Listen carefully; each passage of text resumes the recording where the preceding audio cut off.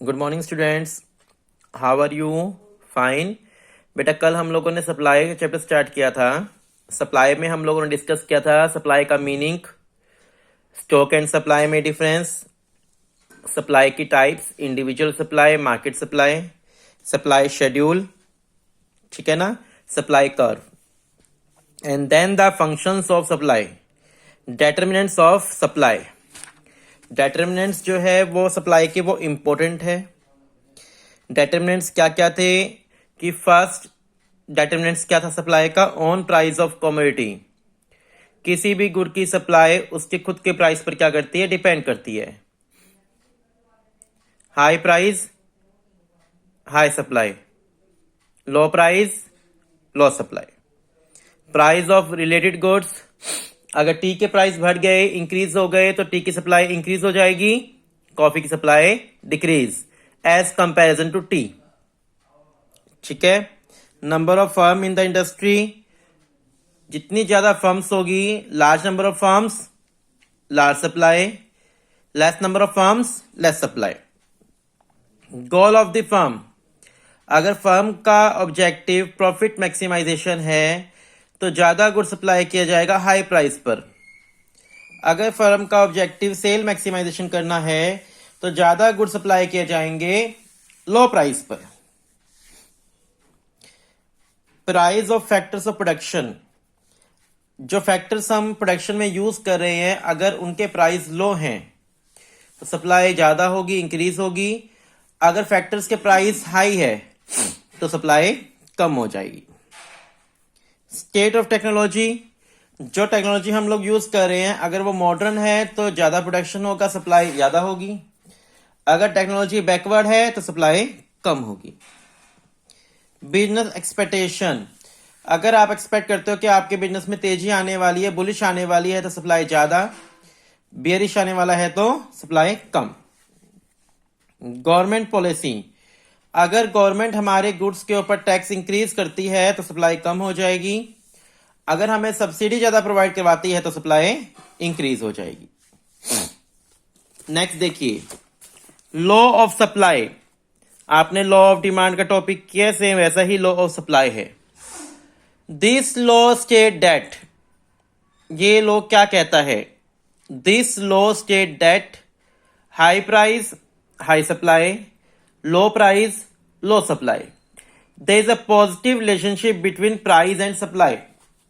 Price and supply के बीच में क्या होगा? पॉजिटिव रिलेशनशिप, कि price high, supply high, price low, supply लो। ठीक है ना, price high, supply high, price low, supply low. So there is a positive relationship between price and supply. ठीक है। उसके बाद आपने क्या करना है? टेबल में आपको बनानी है प्राइस 1 2 3 4, सप्लाई 1 2 3 4। यहां बुक के अकॉर्डिंग टेबल नहीं बनानी। प्राइस 1 2 3 4 ले लेना और सप्लाई भी 1 2 3 4। फिर आपने कर्व बनाई थी ना, ध्यान है? कर्व कैसे बनाया था? 1 से 1, 2 से 2, 3 से 3, 4 से 4। उसी तरीके से आप कर्व बना लेंगे। ठीक है, जैसे आपने टेबल लिया 1 2 3 4, उसी के अकॉर्डिंग आप क्या बना लेंगे? कर्व बना लेंगे।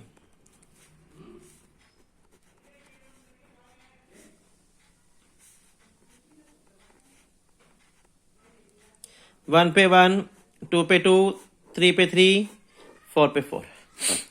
ठीक है, इसी तरीके से आप क्या बना लेंगे? कर्व बना लेंगे। आगे चलिए, अजम्पशन। इस लॉ की अजम्पशन क्या है? सेम जैसे आपकी डिमांड वाले की अजम्पशन थी कि फर्स्ट पॉइंट छोड़ देना, सिर्फ ऑन प्राइस वाला पॉइंट छोड़ देना, बाकी सभी पॉइंट के सामने क्या लगा देना? कांस्टेंट।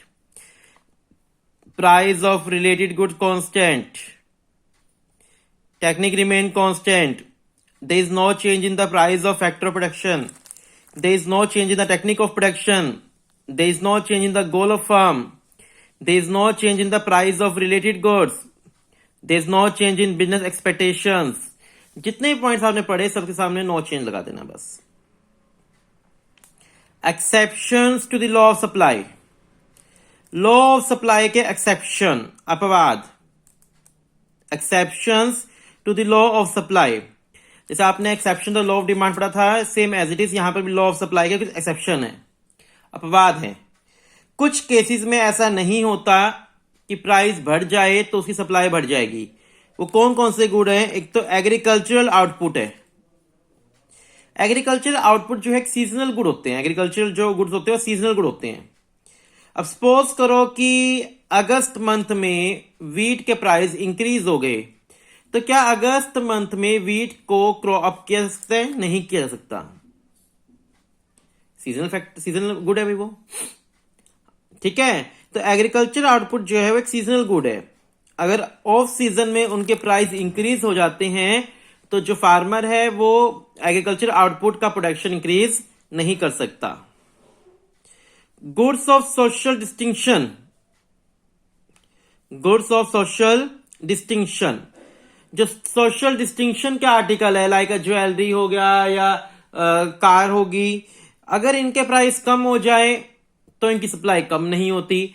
ये थोड़ी ना अगर आज गोल्ड के रेट कम हो जाएंगे तो गोल्ड स्मिथ अपनी शॉप को बंद कर देगा या सप्लाई कम देना स्टार्ट कर देगा, या गोल्ड के प्राइस बढ़ गए तो गोल्ड की सप्लाई बढ़ा देगा। उसकी सप्लाई हमेशा कांस्टेंट रहती है। जो सोशल डिस्टिंक्शन वाले आर्टिकल्स होते हैं उनकी सप्लाई हमेशा क्या रहती है? कांस्टेंट रहती है। पेरिशेबल गुड्स, पेरिशेबल गुड्स कौन से होते हैं? जिनकी लाइफ बहुत शॉर्ट होती है, बहुत जल्दी खराब होने वाले गुड्स। पेरिशेबल गुड्स के केस में जो उसका सेलर है वो कभी भी प्राइस इंक्रीज होने पर सप्लाई नहीं इंक्रीज करता। मान लो एक फ्रूट वाला है, फ्रूट के प्राइस इंक्रीज हो जाए तो क्या वो फ्रूट की सप्लाई इंक्रीज कर देगा? नहीं करेगा। क्यों? उसको पता है कि अगर ये सोल्ड आउट नहीं हुए तो विद इन 3 या 4-5 डेज में वो खराब हो जाएंगे, उसको लॉस होगा। यानी पेरिशेबल गुड्स के केस में कभी भी सेलर प्राइस बढ़ने पर सप्लाई इंक्रीज नहीं करता, ठीक है। Agricultural output, goods of social distinction, perishable goods, in 3 case में ये लॉ अप्लाई नहीं होता। ये लॉ ऑफ सप्लाई क्या है? एक्सेप्शन है, अपवाद है। Agriculture output, goods of social distinction, perishable goods के केस में, ठीक है बेटा। Movements along a supply curve and shift in supply curve, ये वाला टॉपिक भी सुना है आपको, डिमांड वाला चैप्टर सुना होगा आपने। Movement along supply curve and shift in supply curve. जो मूवमेंट अलोंग सप्लाई कर्व है वो किसके बीच में रिलेशनशिप दिखाता है? प्राइस एंड सप्लाई के बीच में, प्राइस एंड सप्लाई के बीच में रिलेशनशिप दिखाता है। और अदर फैक्टर्स क्या रखेगा? कांस्टेंट। सेम डिटो वही टॉपिक चल रहा है आपका डिमांड वाला। Movement along a supply curve show a relationship between price and supply, other things remain constant. Other things क्या रहेगी? कांस्टेंट रहेगी। मूवमेंट वाले टॉपिक के भी 2 पार्ट है, extension of supply, contraction of supply. Extension and contraction. Extension of supply का मतलब क्या है? Supply increase due to price increase. Extension of supply का मतलब क्या है? Price increase, supply increase. Other factors remain constant. Extension supply occurs when quantity increase due to price increase. देखिए, price 1, quantity supply 1, price increase, supply increase, ठीक है। इसी का curve बना देना आप लोग। 1 पे 1 है और 5 पे 5 है। ये एरो क्या दिखा रहा है? कि प्राइस इंक्रीज होने से सप्लाई क्या हो गई? इंक्रीज हो गई, ठीक है। कॉन्ट्रैक्शन ऑफ सप्लाई का मतलब क्या होता है? Supply decrease due to price decrease. Price supply decrease due to price decrease, ठीक है। पहले प्राइस 5 था, सप्लाई 5 थी, प्राइस 1 हो गया, सप्लाई 1 हो गई, कम हो गई, ठीक है। बात आ रही है समझ? यहां पर आपको बस बनेगा डायग्राम सेम, कर्व रिवर्स करना है। प्राइस 5 था, सप्लाई 5 थी, प्राइस कम हो गया, सप्लाई कम हो गई। सिर्फ आपको ये रिवर्स करना है, कॉन्ट्रैक्शन सप्लाई में एरो रिवर्स करना, कुछ नहीं करना। Shift in supply curve. It show relationship between supply and other factors. ये किसके बीच में रिलेशनशिप शो करता है? सप्लाई एंड अदर फैक्टर्स के बीच में। Price remain constant. यहां पर किसको कांस्टेंट रखा जाएगा? प्राइस को। It show relationship between other factors and supply, price remain constant. ठीक है। इंक्रीज इन सप्लाई के अंदर, इसके अंदर यहां पर टू पार्ट्स है, increase in supply and decrease in supply. Increase in supply क्या होता है? Supply increase due to other factors. Increase in supply क्या है? Supply increase due to other factor, price remain constant. देखो प्राइस 10, सप्लाई 20, प्राइस सेम वही constant, supply increase हो गई, इसका मतलब due to other factor.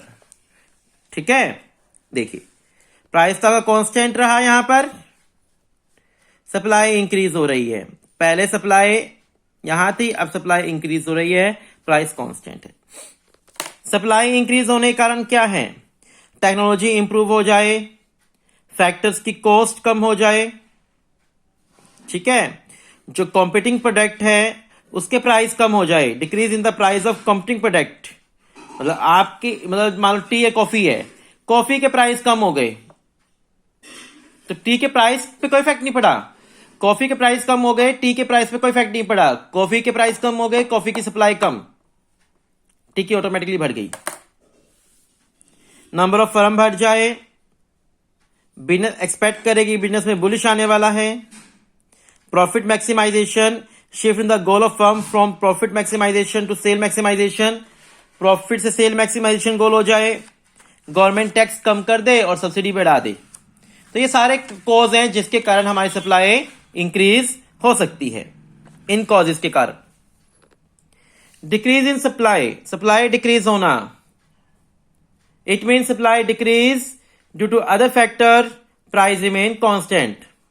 Decrease in supply का topic क्या है? Supply decrease due to other factor, price remain constant, price constant रहेंगे। देखिए प्राइस 10, सप्लाई 30, प्राइस कांस्टेंट है, सप्लाई कम हो रही है, यानी डिक्रीज इन सप्लाई है ड्यू टू अदर फैक्टर। ये आपका कर बना, यहां S1 आ गया, ये S2 आ गया, supply decrease due to other factor. ठीक है, causes of decrease in supply, causes of decrease in supply, जो आपने इंक्रीज इन सप्लाई के कॉजेज पढ़े उसका रिवर्स कर देना, वो डिक्रीज इन सप्लाई के कॉजेज बन जाएंगे, causes of decrease in supply. ठीक है, movement along supply curve and shift in supply curve में difference. Movement along supply curve refer to such situation which change in supply of commodities related change in price. ठीक है ना, बताया जैसे आपको movement वाले टॉपिक में प्राइस और सप्लाई के बीच में रिलेशनशिप होता है, और शिफ्ट वाले टॉपिक में अदर फैक्टर और सप्लाई के बीच में क्या होता है? रिलेशनशिप होता है। यहां पर other determinants of supply assume constant, other factors क्या रखे जाएंगे? कांस्टेंट। यहां पर किसको कांस्टेंट रखा जाएगा? Price is assume constant. यहां अदर फैक्टर्स रिमेन कांस्टेंट रहेंगे, और यहां क्या कांस्टेंट रहेगा? Price remain constant. शिफ्ट वाले टॉपिक में प्राइस रिमेन कांस्टेंट पढ़ के आए हो अभी आप। It is shown as a downward या अपवर्ड मूवमेंट। डायग्रामेटिकली ये डाउनवर्ड चलता है या अपवर्ड चलता है। ठीक है ना, डायग्रामेटिकली इट शो फॉरवर्ड या बैकवर्ड। देखो यहां बैकवर्ड चल रहा है और यहां फॉरवर्ड चल रहा था। तो डायग्रामेटिकली जो मूवमेंट वाला टॉपिक है, डायग्रामेटिकली वो अपवर्ड या डाउनवर्ड चलेगा डायग्रामेटिकली। ठीक है, मूवमेंट वाला टॉपिक डायग्रामेटिकली अपवर्ड या डाउनवर्ड चलेगा, और शिफ्ट वाला टॉपिक राइटवर्ड या बैकवर्ड चलेगा। Diagrammatically it is shown as a forward या backward. Extension of supply, increase in supply में difference. Extension of supply and increase in supply में डिफरेंस। एक्सटेंशन ऑफ सप्लाई का मतलब क्या है? Increase in supply due to price increase. और increase in supply का मतलब क्या है? Supply increase due to other factor. Extension of supply में क्या अज्यूम किया जाता है भाई? Other determinants are constant. और इंक्रीज इन सप्लाई में किसको कांस्टेंट रखेंगे? Price remain constant. Extension of supply leads to upward movement along the supply curve from left to right. Extension में जो कर्व रहेगी वो अपवर्ड रहेगी, एंड कॉन्ट्रैक्शन इंक्रीज इन में क्या रहेगी? फॉरवर्ड रहेगी, आगे की तरफ रहेगी। ठीक है, एक्सटेंशन ऑफ सप्लाई में जो आपकी कर्व है वो अपवर्ड चलेगी। एक्सटेंशन ऑफ सप्लाई में जो कर्व चलेगी वो क्या चलेगी? अपवर्ड। और इंक्रीज इन सप्लाई में आपकी कर्व क्या चलेगी? फॉरवर्ड चलेगी, आगे की तरफ चलेगी। ठीक है ना, समझ गए? एक्सटेंशन ऑफ सप्लाई का मतलब क्या है? Supply increase due to price increase, और इंक्रीज इन सप्लाई का मतलब क्या है? Supply increase due to other factor. Extension supply में क्या कांस्टेंट रहता है? Other factor remain constant. और इंक्रीज इन सप्लाई में क्या कांस्टेंट रहेगा? प्राइस कांस्टेंट रहेंगे। एक्सटेंशन सप्लाई क्या होता है? एक्सटेंशन सप्लाई जो है उसकी कर्व कैसे मूव करेगी? अपवर्ड मूवमेंट करेगा along the supply curve from left to right, वो अपवर्ड मूवमेंट करेगी। और इंक्रीज इन सप्लाई में कर्व कैसे मूव करेगी? Forward shift supply curve. Contraction of supply and decrease in supply. Contraction of supply refers to decrease in supply due to price decrease. Contraction supply का मतलब क्या है? Supply decrease due to price decrease. और contraction decrease in supply का मतलब क्या है? Supply decrease due to other factors. Supply decrease due to other factor.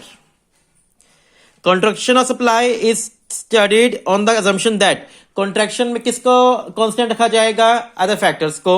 और डिक्रीज इन सप्लाई में प्राइस को कांस्टेंट रखा जाएगा। सेम ऊपर वाले पॉइंट चल रहे हैं, अलग नहीं है, डिफरेंस नहीं है, कुछ भी सेम चल रहा है। कॉन्ट्रैक्शन सप्लाई में जो है वो कर्व कैसी बनेगी? राइट टू लेफ्ट यानी डाउनवर्ड। कॉन्ट्रैक्शन सप्लाई में जो आपकी कर्व बनेगी वो डाउनवर्ड बनेगी, डाउनवर्ड स्लोप रहेगा। और डिक्रीज इन सप्लाई में आपका स्लोप कैसे रहेगा? बैकवर्ड।